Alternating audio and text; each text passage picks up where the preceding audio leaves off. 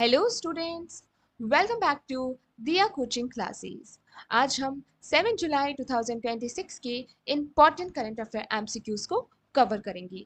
अगर आप लोग हमारी दिया कोचिंग क्लासेस से जुड़ना चाहते हैं तो आप हमारे व्हाट्सएप ग्रुप को ज्वाइन कर सकते हैं, जिसकी लिंक आपको डिस्क्रिप्शन में दी गई है। वहां आपको daily current affair PDFs, monthly and weekly current affair MCQ PDFs को प्रोवाइड करवाया जाएगा। अगर आप लोग डेली करंट अफेयर कवर करना चाहते हैं अपने एग्जाम की प्रिपरेशन के लिए तो आप हमारे चैनल को फॉलो कर सकते हैं, सब्सक्राइब कर सकते हैं। चलिए शुरू करते हैं आज का लेक्चर। फर्स्ट क्वेश्चन है, प्रधानमंत्री नरेंद्र मोदी अपने आधिकारिक 3 देशीय यात्रा के पहले चरण के तहत किस देश पहुंचे हैं? तो वो अपने पहले चरण के तहत इंडोनेशिया पहुंचे हैं। ऑप्शन ए करेक्ट हो जाएगा। देखते हैं क्या करंट अफेयर फैक्ट्स है। PM Narendra Modi Indonesia, Australia, New Zealand की यात्रा पर है। इस इंटरनेशनल विजिट के पहले चरण में वह इंडोनेशिया पहुंचे हैं। इंडोनेशिया के राष्ट्रपति प्रबोवो सुबियोता के साथ मीटिंग करेंगे। बाद में वह ऑस्ट्रेलिया के मेलबर्न और फिर न्यूजीलैंड के आर्कलैंड शहर जाएंगे।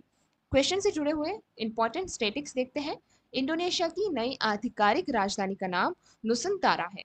नुसंतारा शहर इंडोनेशिया के बोर्नियो द्वीप पर स्थित है। बोर्नियो द्वीप एरिया के हिसाब से दुनिया का तीसरा सबसे बड़ा द्वीप है। इंडोनेशिया और भारत के अंडमान द्वीप समूह को ग्रेट चैनल अलग करता है, जिसे 10 डिग्री चैनल भी कहते हैं। इंडोनेशिया के राष्ट्रपति प्रबोवो सुबियोतो भारत के 76th रिपब्लिक डे 2025 पर मुख्य अतिथि थे। योगकर्ताओं में स्थित प्रबानन मंदिर भगवान शिव, विष्णु और ब्रह्मा को समर्पित है। प्रम्बानन मंदिर परिसर एक प्रसिद्ध यूनेस्को वर्ल्ड हेरिटेज साइट है। ऑस्ट्रेलिया की आधिकारिक राजधानी कैनबेरा है। ऑस्ट्रेलिया के वर्तमान प्रधानमंत्री का नाम एंथनी अल्बनीज है। ऑस्ट्रेलिया महाद्वीप को प्यासी भूमि का देश भी कहा जाता है। न्यूजीलैंड को दक्षिण का ब्रिटेन कहा जाता है, जिसकी राजधानी वेलिंगटन है। न्यूजीलैंड के वर्तमान प्रधानमंत्री क्रिस्टोफर लक्सन है। ये सारे ही स्टेटिक्स टॉपिक आपके क्वेश्चन एग्जाम में पूछे जाते हैं। नेक्स्ट क्वेश्चन है, भारतीय सेना के 31वीं सेना अध्यक्ष जनरल धीरज सेठ ने सेना के आधुनिकीकरण के लिए किस नए ढांचे का अनावरण किया है? तो उन्होंने विजय का किया है। ऑप्शन ए करेक्ट हो जाएगा। सेना ने आधुनिकीकरण के लिए विजय ढांचे का अनावरण किया है। क्या है करंट फैक्ट देखते हैं। भारतीय सेना के 31वीं सेना अध्यक्ष जनरल धीरज सेठ ने विजय फ्रेमवर्क लॉन्च किया है। विजय का फुल फॉर्म है विजिलेंस, इनोवेशन, जॉइंटनेस, आत्मनिर्भर भारत, योद्धा फर्स्ट। इसका मुख्य उद्देश्य भारतीय सेना को फ्यूचर के युद्धों के लिए तैयार करना है। कुछ स्टेटिक्स पॉइंट जो आपको जानने जरूरी है। भारतीय थल सेना इंडियन आर्मी की स्थापना 1 अप्रैल 1895 को हुई थी। हर साल 15 जनवरी को भारत में राष्ट्रीय थल सेना यानी आर्मी डे मनाया जाता है। फील्ड मार्शल के एम करियप्पा स्वतंत्र भारत के पहले भारतीय कमांडर इन चीफ थे। भारतीय सशस्त्र सेनाओं का सर्वोच्च कमांडर भारत का राष्ट्रपति होता है। भारत के पहले chief of defence staff CDS general Bipin Rawat थे। वर्तमान में भारत के chief defence staff general Anil Chauhan है। थल सेना का केंद्रीय मुख्यालय नई दिल्ली में स्थित है। भारत थल सेना को कुल 7 प्रशासनिक कमानों में बांटा गया है। नेक्स्ट क्वेश्चन है, संयुक्त राष्ट्र सतत विकास समाधान नेटवर्क द्वारा जारी सतत विकास रिपोर्ट 2026 में भारत को कौन सा स्थान मिला है? कौन सी रिपोर्ट? Sustainable development report 2026। तो भारत की रैंक यहाँ पर 94th रही है। ऑप्शन ए करेक्ट होगा। यूएनएसडीएसएन द्वारा जारी सस्टेनेबल डेवलपमेंट रिपोर्ट 2026 में भारत को 94th रैंक मिली है। पिछले साल 2025 की रिपोर्ट में भारत का स्थान 99वें स्थान पर था। इस साल के इंडेक्स में यूरोपीय देश फिनलैंड ने पहला स्थान हासिल किया है। कुछ स्टेटिक्स देखिए।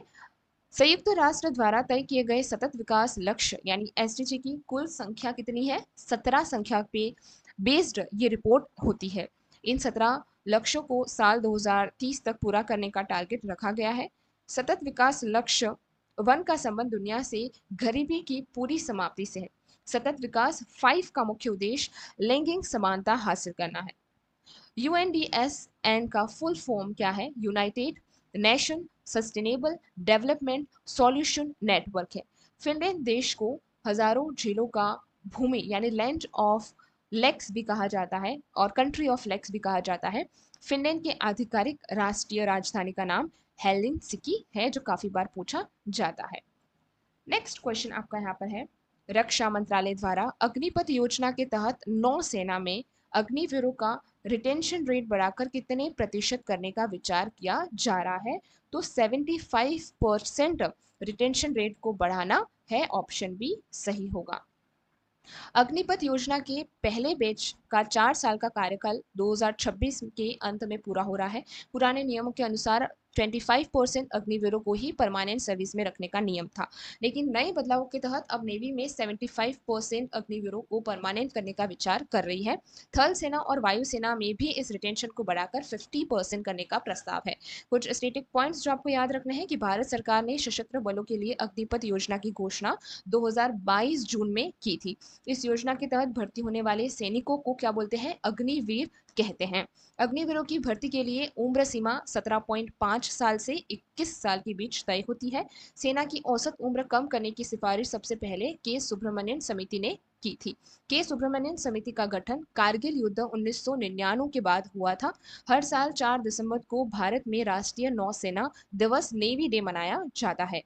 नेवी डे साल 1971 के युद्ध में ऑपरेशन ट्राइडेंट की सफल की याद में मनाया जाता है। भारतीय नौसेना के जनक के रूप में छत्रपति शिवाजी महाराज को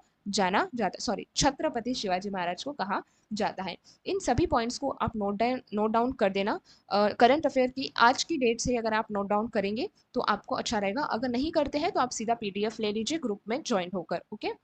सहकारिता मंत्रालय ने अपना 5वां स्थापना दिवस किस स्थान पर आयोजित मुख्य समारोह में मनाया है? तो उन्होंने भारत मंडपम न्यू दिल्ली में ये मनाया, ऑप्शन ए करेक्ट हो जाएगा।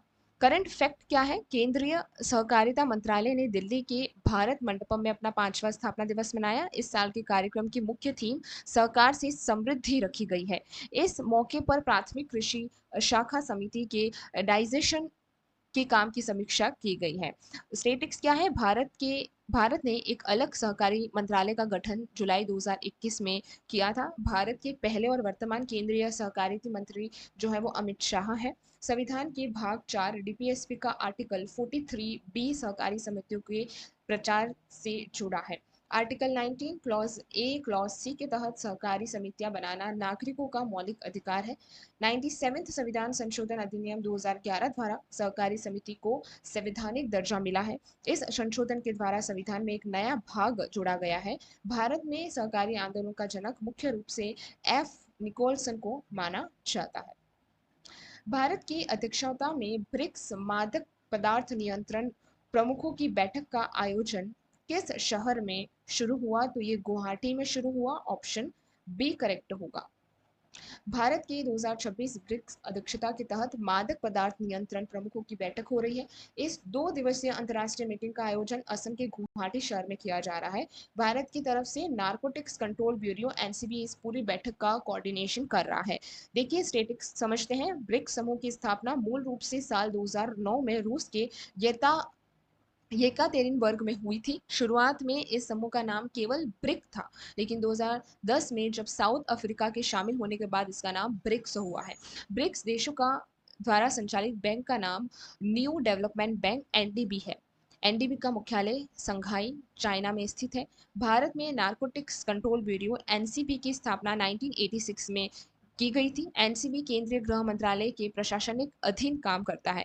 गुवाहाटी शहर प्रसिद्ध ब्रह्मपुत्र नदी के किनारे बसा हुआ है। ये क्वेश्चन आ सकता है कि गुवाहाटी किस नदी के किनारे है? तो आपको याद रखना है ब्रह्मपुत्र नदी के किनारे बसा है। गुवाहाटी में स्थित कामाख्या देवी मंदिर नील पर्वत पहाड़ी पर स्थित है।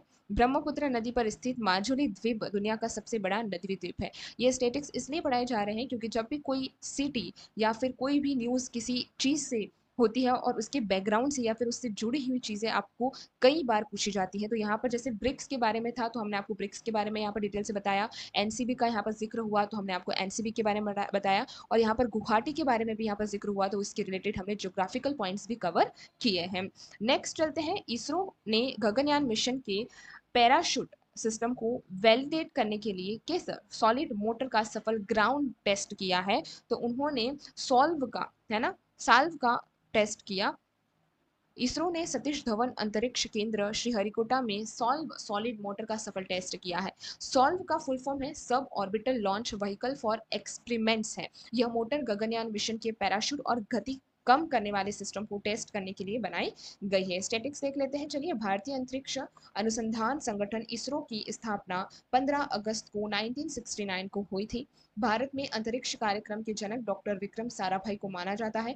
इसरो का मुख्य प्रशासनिक मुख्यालय बेंगलुरु कर्नाटका में स्थित है। सतीश धवन अंतरिक्ष केंद्र आंध्र प्रदेश के श्रीहरिकोटा द्वीप पर स्थित है। श्रीहरिकोटा द्वीप प्रसिद्ध पुलिकट झील के पास स्थित है। भारत का पहला आर्टिफिशियल सैटेलाइट आर्यभट्ट ईयर 1975 में लॉन्च किया गया था। आर्यभट्ट उपग्रह को सोवियत संघ की मदद में अंतरिक्ष में भेजा गया था। भारत का पहला स्वदेशी लॉन्च व्हीकल SLV-3 था। SLV-3 प्रोजेक्ट के project director doctor APJ Abdul Kalam थे। गगनयान भारत का पहला मानव युक्त अंतरिक्ष मिशन है, यानी ह्यूमन स्पेस फ्लाइट मिशन है।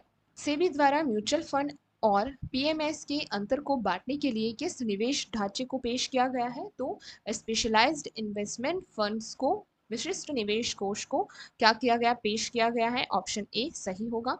सेबी ने म्यूचुअल फंड्स और पोर्टफोलियो मैनेजमेंट सर्विसेज के अंतर को कम करने के लिए नया फ्रेमवर्क निकाला है। इस नए निवेश माध्यम का नाम SIFs रखा गया है, जिसकी फुल फॉर्म है स्पेशलाइज्ड इन्वेस्टमेंट फंड्स। इस नए प्रोजेक्ट के लॉन्च होते ही बाजार में 13,814 करोड़ का फंड कलेक्शन पार किया है। स्टेटिक्स देखते हैं। भारतीय प्रतिभूति और विनिमय बोर्ड सेबी की स्थापना साल 1988 में हुई थी। शुरुआत में सेबी एक गैर वैधानिक निकाय के रूप में काम करता था।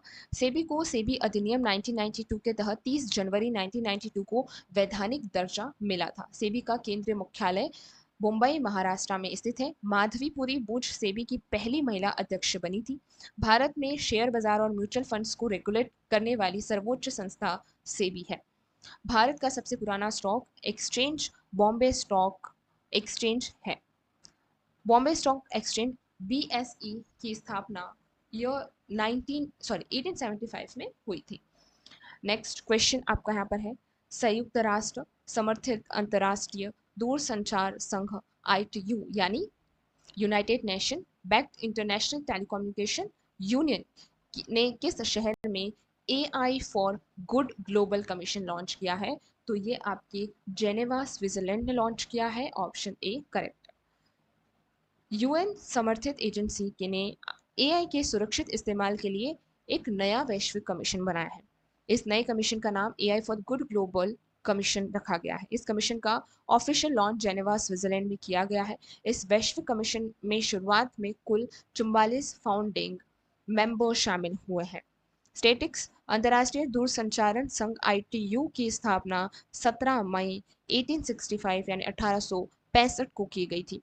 ITU संयुक्त राष्ट्र की सबसे पुरानी एजेंसी में से एक मानी जाती है।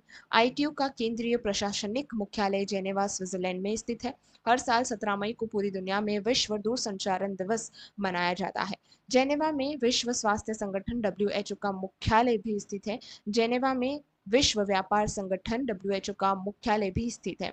विश्व व्यापार संगठन WTO की स्थापना 1 जनवरी 1995 को हुई थी। WTO की स्थापना पुरानी संस्था गेट के स्थान पर की गई थी। दीनदयाल अंत्योदय योजना राष्ट्रीय ग्रामीण आजीविका मिशन के तहत देश भर में विस्तारित हो रहे लोकोस प्लेटफॉर्म में OS का क्या अर्थ है? Very important question. Option A operating system इसका मतलब है। ग्रामीण विकास मंत्रालय के तहत लोकोस डिजिटल प्लेटफॉर्म का पूरे देश में विस्तार किया जा रहा है। लोकोस का फुल फॉर्म है लोक का मतलब पीपल और OS का मतलब है ऑपरेटिंग सिस्टम। यह ऐप देश भर में स्वयं सहायता समूह SHGs के डेटा को डिजिटल बनाने का काम करता है। स्टेटिक्स देख लीजिए। राष्ट्रीय ग्रामीण आजीविका मिशन की शुरुआत भारत सरकार ने साल 2011 में की थी। इस योजना का नाम साल 2015 में बदलकर DNRLM कर दिया गया था। इस मिशन का मुख्य उद्देश्य ग्रामीण गरीब परिवार को आजीविका के नए साधन देना है। भारत के वर्तमान केंद्रीय ग्रामीण विकास मंत्री शिवराज सिंह चौहान है। भारतीय संविधान का आर्टिकल 40 राज्यों को ग्राम पंचायतों के संगठन का निर्देश देता है। भारत में 73rd कॉन्स्टिट्यूशनल अमेंडमेंट 1992 द्वारा पंचायती राज को संवैधानिक दर्जा मिला है। इस संशोधन के द्वारा संविधान के 11th शेड्यूल जोड़ी गई थी। संविधान के 11th शेड्यूल में पंचायती राज के पास कुल 29 विषय शामिल हैं। आई होप आपको ये लेक्चर पसंद आया होगा एंड डेफिनेटली 100% श्योर कि आपको ये लेक्चर पसंद आया होगा, क्योंकि काफ़ी डिटेल इन्फॉर्मेशन हमने आपको इस लेक्चर के थ्रू दी है। हर रोज़ ऐसे ही डिटेल करंट अफेयर को पढ़ने के लिए आप हमारे चैनल को फॉलो कर सकते हैं। इस पीडीएफ को आप हमारे व्हाट्सएप ग्रुप से परचेज कर सकते हैं, ज्वाइन कर सकते हैं। आप कहाँ से ज्वाइन करेंगे, आपको डिस्क्रिप्शन में लिंक प्रोवाइड करवा दी गई है, वहाँ से आप इसे ईजिली ज्वाइन कर सकते हैं। और हाँ, अपने फ्रेंड्स के साथ शेयर करना। अगर लेक्चर पसंद आया हो तो लाइक कर देना और कमेंट करके ज़रूर बताना कि आपको लेक्चर कैसा लगा। Okay, thank you very much for today.